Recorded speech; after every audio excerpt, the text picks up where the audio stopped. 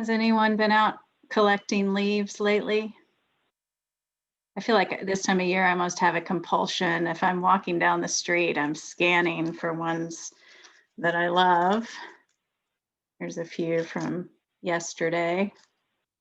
In the cycles of our seasons here in the Northern Hemisphere, fall is this time of death, of letting go, of release. And we see it all around us in the natural world, right? It's the leaves turning and falling, the flowers giving themselves away in seed pods, the gardens kind of returning their final gifts to the soil that they're planted in. What a beautiful letting go. It's a gorgeous dying. It's like every year the earth is hollering to us, pay attention, stop walking through your life imagining as if it's going to be summer all the time. There are little deaths all around us. Don't go on pretending otherwise. Every autumn, the earth is reminding us to approach the gates of grief. You know, as Unitarian Universalists, we are fundamentally agnostic about what happens after we die. Most of us, I would say, are content to say that no one and we leave a lot of room for each other to make our own meaning around the mystery of death as we understand it. As a faith, we emphasize how we live in this life rather than how we might live in any afterlife. And we are fairly matter of fact about death. We encourage parents to talk about death straightforwardly with our children.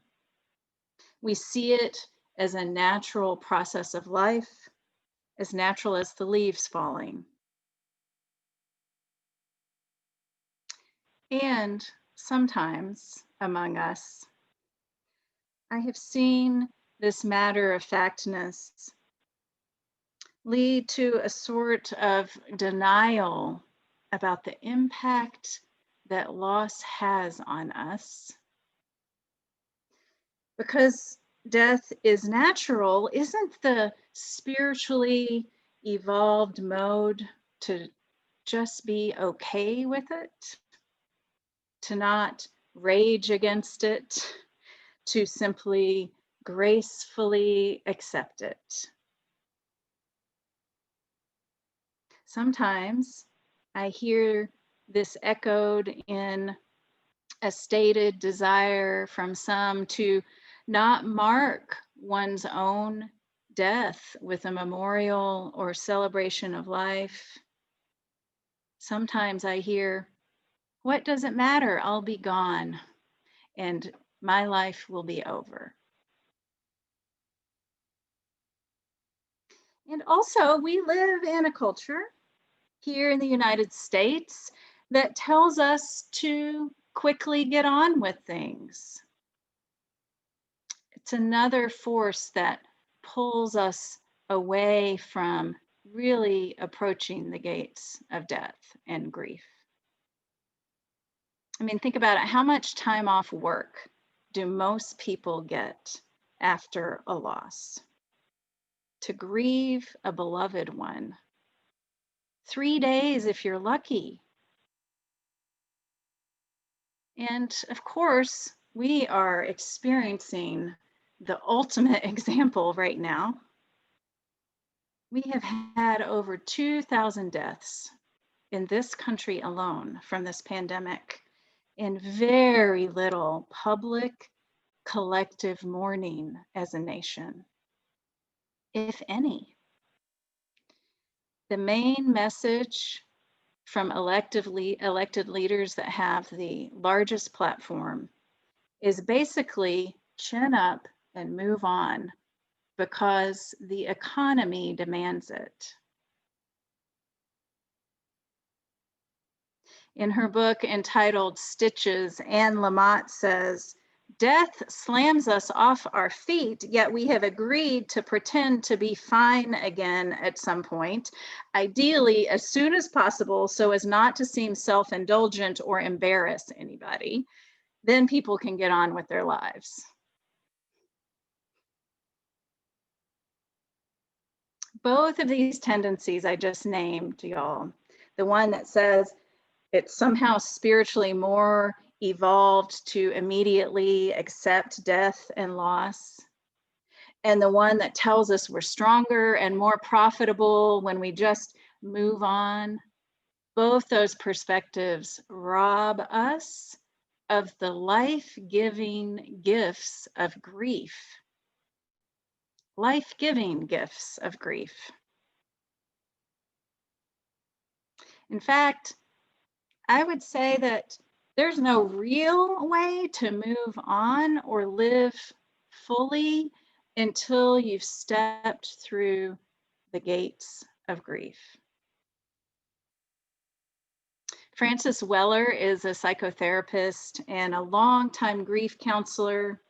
In his book, The Wild Edge of Sorrow, he writes this: "Grief was my gateway back into the breathing and animate world. Grief led me back into a world that was vivid and radiant. There is some strange intimacy between grief and aliveness, some sacred exchange between what seems unbearable and is most exquisitely alive. Through this," he says, "I have come to have a lasting faith in grief." And he goes on to say, grief is subversive, undermining our society's quiet agreement that we will behave and be in control of our emotions. Especially, this is my addition, but especially for men in our society. It is an act, grief, he says, is an act of protest that declares our refusal to live numb. Contrary to our fears, grief is suffused with life force. Grief registers the sorrows that befall everything that matters deeply to our souls.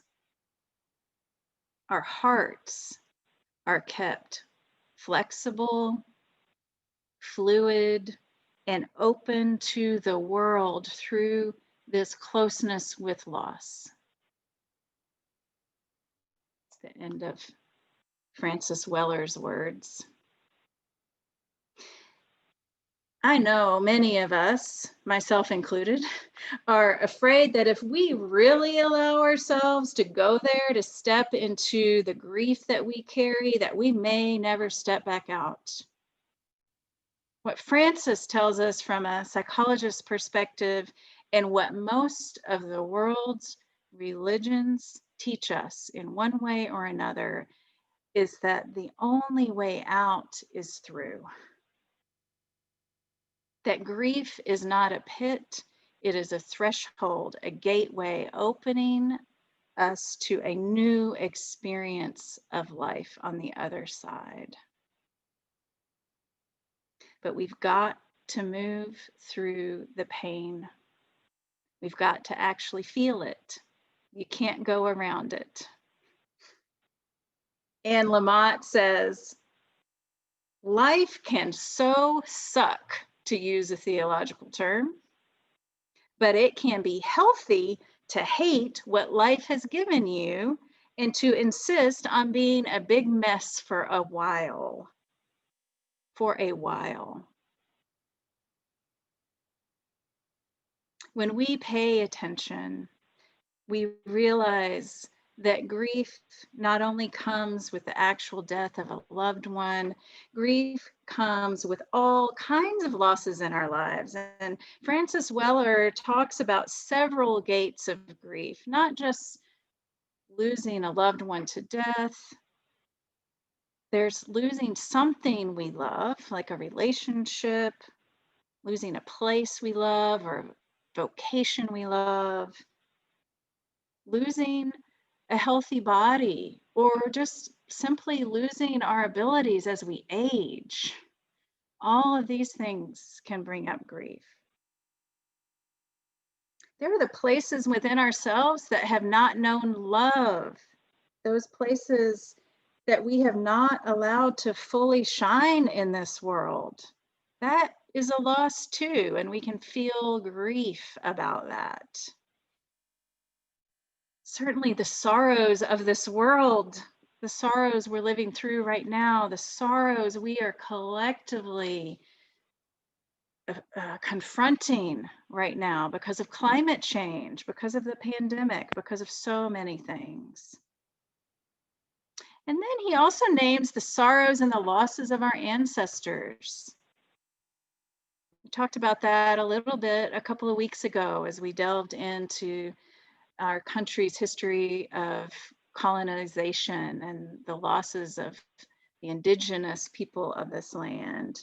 Certainly the loss of culture and ancestral knowledge that occurred when people, human beings, were enslaved, and when my ancestors let go of and lost a lot of their culture to assimilate into being quote unquote white in this culture. So many different kinds of losses. But no matter whether the loss is big or small, loss is loss. And grieving them means that someone or something mattered to you, that they or it touched you, that you were changed by the loss. Through grief, we allow the lives of others and how they touched us to live on in us and through us. Entering grief is entering a kind of holy ground. And by that, I simply mean a place where life itself is what is of highest worth. We are living through so much personal and collective loss right now. It is hard to see how we get to any holy ground. For the most part, we are not willing to be humbled by the unimaginable loss and suffering. Can you imagine? Think about this for a moment with me. Can you imagine how it were different right now if we as a nation were taking up the invitation to step into that holy ground of grief? Can you imagine the different choices we might be making if we truly acknowledge the deep grief we are in right now?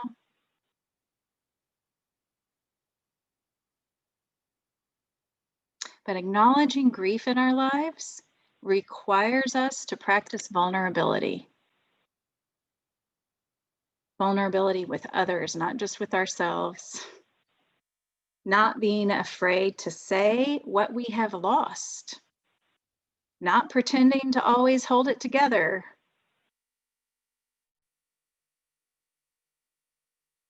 If we are able and willing to do that, the holy ground of grief can be the place where we meet others also grieving, no matter their identity, no matter their political persuasion.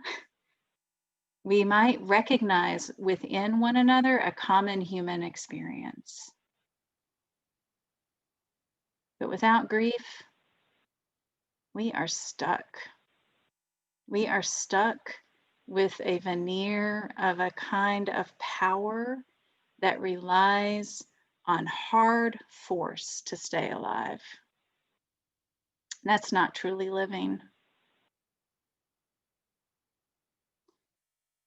Grief, on the other hand, transforms us. It is a transformational process. It moves us from one place to another. It is both a gate And as Weller describes it, once we enter that gate, once we enter that holy ground, it can become a companion to us on our journey. Eventually, we may be able to say, as he says, we may be able to carry grief in one hand and gratitude in the other and be stretched large by them. Because gratitude comes as we remember the gift that life is, the gift that we all lose at some point, the gift of life that cannot be ungiven once it is received. Poet Rashani Ray writes in their poem, The Unbroken, "There is a brokenness out of which comes the unbroken, a shatteredness out of which blooms the unshatterable. There is a sorrow beyond all grief which leads to joy, and a fragility out of whose depths emerges strength." I know from my own life experiences of grief, and I have just a few of the people that I remember today here with me.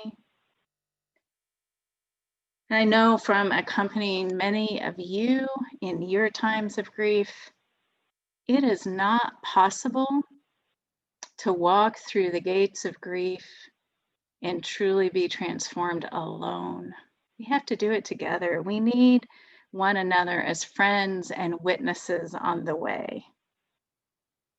And so here we are, year after year, a time set aside to name our losses, to lift up the life that we honor on this holy ground, to be vulnerable, to be grateful, and out of that to find strength, to find a more fierce loving of this life. So I invite you now, friends, into our time of remembering in a moment as we witness the photos of loved ones lost. I invite you to just take in their faces, to just gaze at the faces of people who once lived and now live on in someone's memory. If you're listening on the phone, simply meditate with the music and let images of loved ones come to you. And at the end of the video, there will be an opportunity for everyone, their names you want to remember in the chat. If someone has died in the last year, I want to invite you to name that recent loss. You might also choose to name public or historic figures whose legacy you want to lift up today. And finally, you might wish to name other losses we experience through unavoidable human causes. Avoidable human causes. Avoidable human causes like war and violence. I invite you now to, if you're willing, put both your feet on the floor, feel yourself where you are. Take just a moment to look around, remember where you are in this space and in this time. If you have images of others in front of you on your screen, choose one or two to look at to remember our connection here in this aliveness as we remember those who have died.